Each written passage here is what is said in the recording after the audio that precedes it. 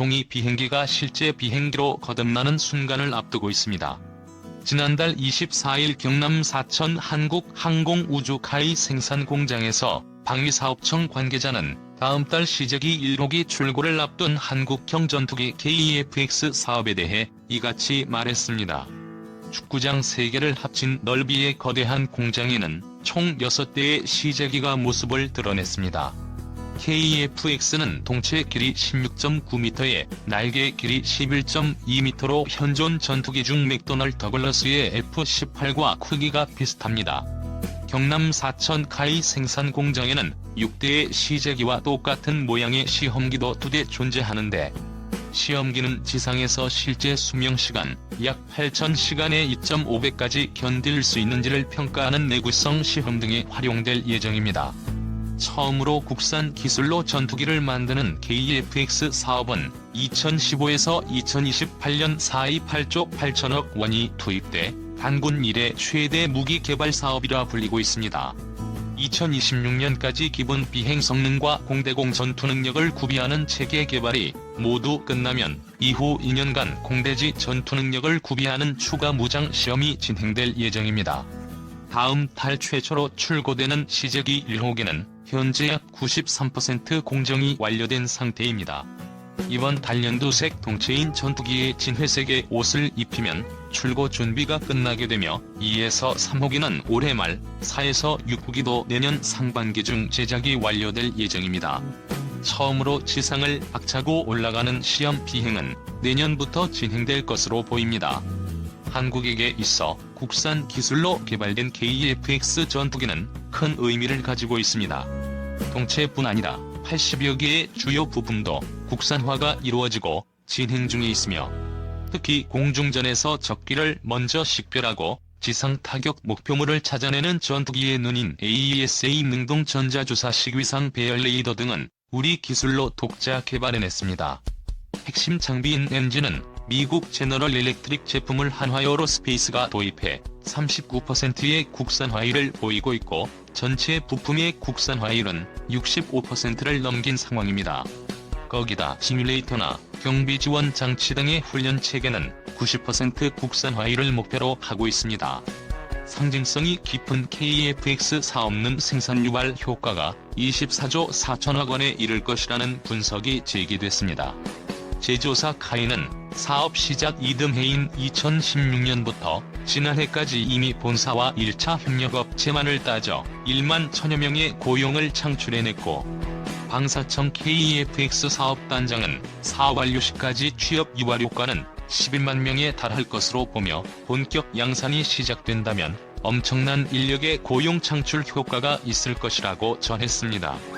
KEFX 사업은 단군 이래 최대 무기 개발 사업이라 불리는 만큼 전투기 개발에만 8조 6천억 원, 120대 생산에 10조 원이라는 천문학적인 금액이 투입됩니다.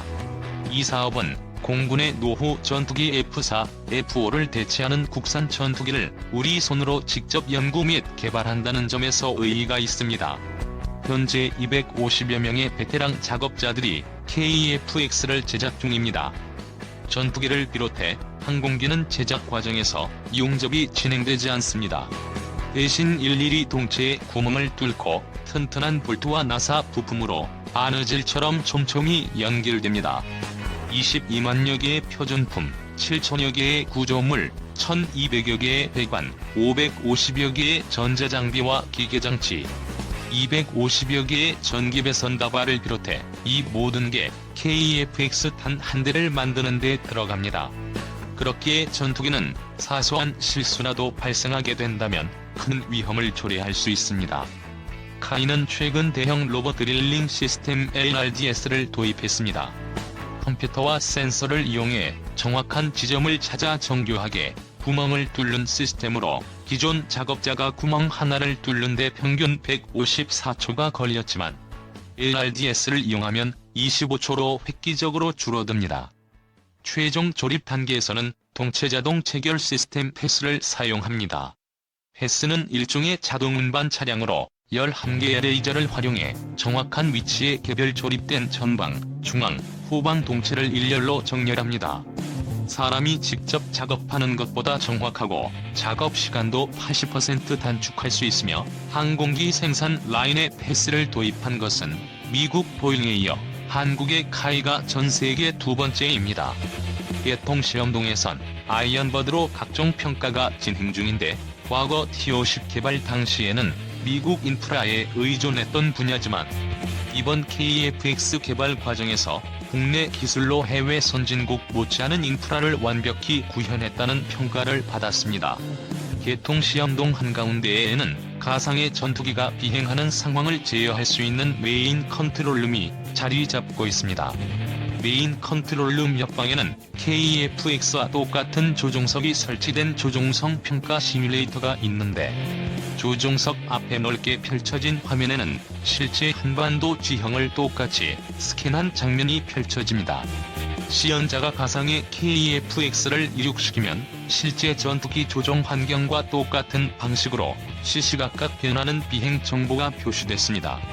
국산 기술로 개발된 KF-X 전투기 사업에 있어 고비가 없었던 것은 아닙니다. 10여 년이라는 비교적 짧은 사업기간 때문에 일정이 한 번이라도 어긋날 경우 사업 일정이 틀어질 수 있었습니다.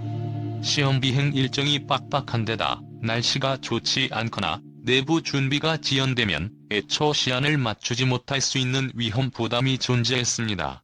그리고 총 사업액의 20%를 부담하며 한국과 공동 개발에 참여한 인도네시아의 미온적인 태도도 문제였습니다. 인도네시아는 경제난을 이유로 개발 분담금을 6,044억 원을 미납했고 미국과 프랑스 등에는 전투기 구매 의사를 공공연히 드러내면서 KF-X 사업에서 발을 빼는 것이 아니냐는 말이 오고 갔습니다. 인도네시아가 미국과 프랑스 전투기를 도입할 계획이라고 밝힘에 따라 한국형 전투기 개발 사업에 계속 참여할 의지가 있는지 궁금증이 커져만 갔습니다. 작년 프랑스 언론에서 인도네시아의 라팔 전투기 36에서 48대 구매 계획 보도가 나온 이후 이번에는 인도네시아 공군 참모총장이 전투기를 포함한 전력 증강 세부 계획을 밝히면서 이 보도가 기정사실화됐습니다. 인도네시아 공군 총장은 올해부터 2024년까지 다양한 현대식 방위 장비를 갖출 계획이며 이 중에는 미국 보이상의 F-15 계열 전투기 중 최첨단 버전인 F-15X와 라팔 전투기가 포함돼 있다고 밝혔습니다. 라팔 전투기는 프랑스 다소가 개발한 기종으로 최근 인도도 36대 구매 계약을 체결할 만큼 많은 국가들이 눈독을 들이는 전투기입니다.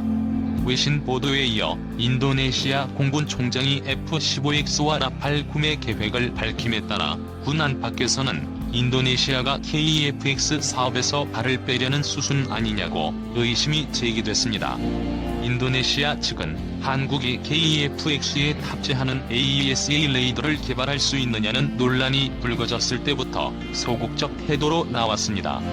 여기에다 KF-X 핵심 기술 상당수가 미국과 관계되어 있어 기술 이전이 쉽지 않을 것으로 인도네시아 측은 한국을 의심했습니다.